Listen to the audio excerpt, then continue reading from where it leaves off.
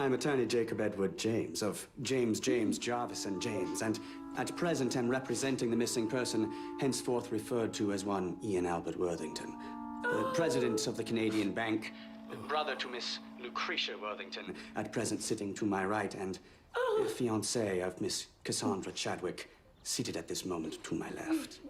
Very pleased to meet you, Miss Worthington, though I do wish you were under more pleasant circumstances. Well, I apologize for not sharing in your delight, but I've never understood my brother's fascination with dolly mops. On this day in 1901, with witnesses present and in the offices of said attorneys James, Jarvis, for the love of Ada. I wish to make Sir, known to the present parties. are you sure that's wise? Chadwick and Under the Worthington. circumstances, Murdoch, I On think he's behalf of imperative. mentioned date and henceforth that said attorneys will invoke a policy of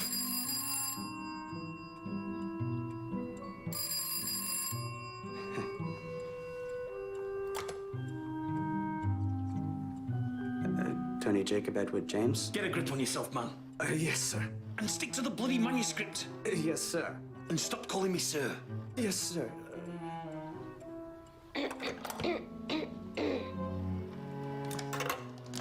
Due to Mr. Worthington's sudden and unexpected absence, I have invoked my power of attorney and will disperse funds accordingly.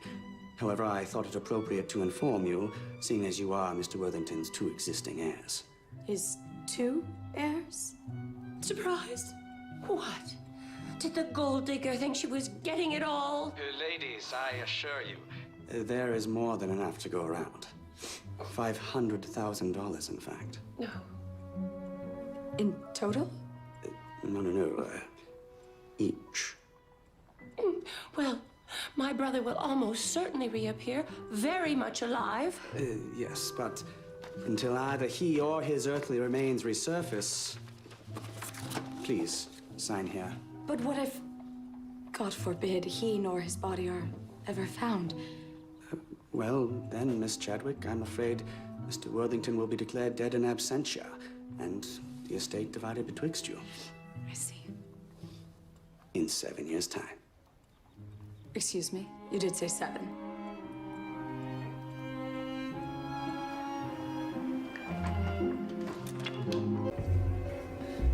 Did you just shiver? Yes. They say that when you shiver suddenly, it means a ghost just passed through you. Well, how do they know that? I don't know.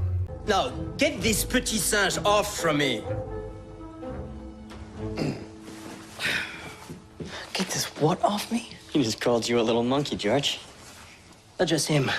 You too, monkey. You know me. And I'm left-handed. I don't see a future in it, Higgins. Well, which of you is going to do the honors? We're both right-handed, George. It would be easier for you. Oh, you're the clever one. You knew this was going to happen, so you stood on that side.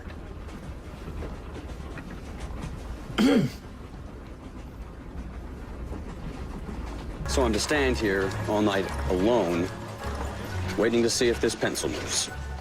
Yes, Constable, since you are being paid, you are to telephone the station house the moment you see so much as a scribble. Sir. Thank you.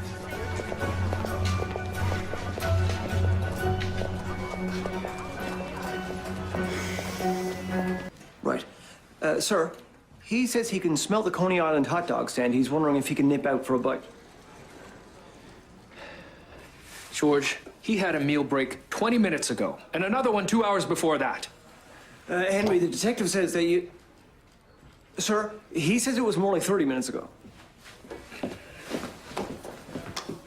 Constable, stop tying up the line.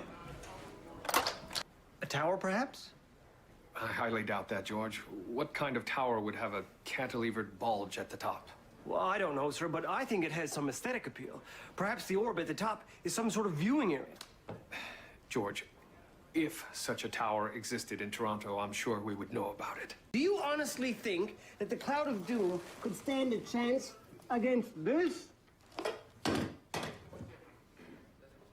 Indeed he is, sir. That's not bad at all. No.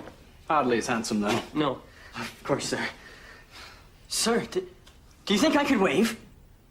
Out of carriage window, I mean. Well, there's a regal twist of the wrist you'll need to know, but yes. Try not to show your face. Of course. Good God!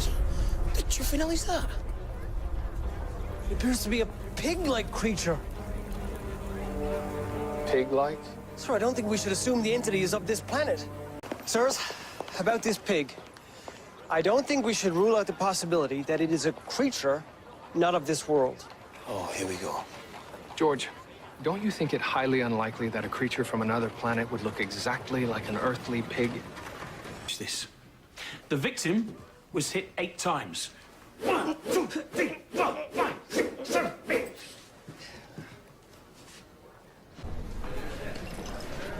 Wow!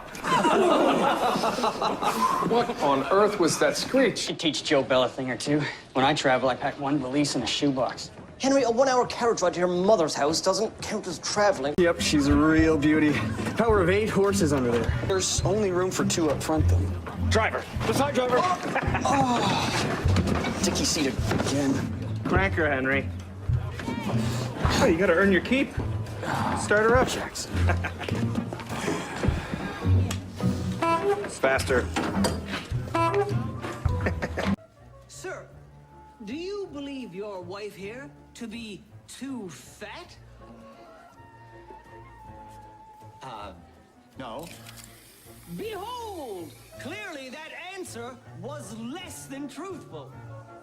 George! Sir, what are you doing here? Put that down, George. Sir, it's important police work. Thank you, George.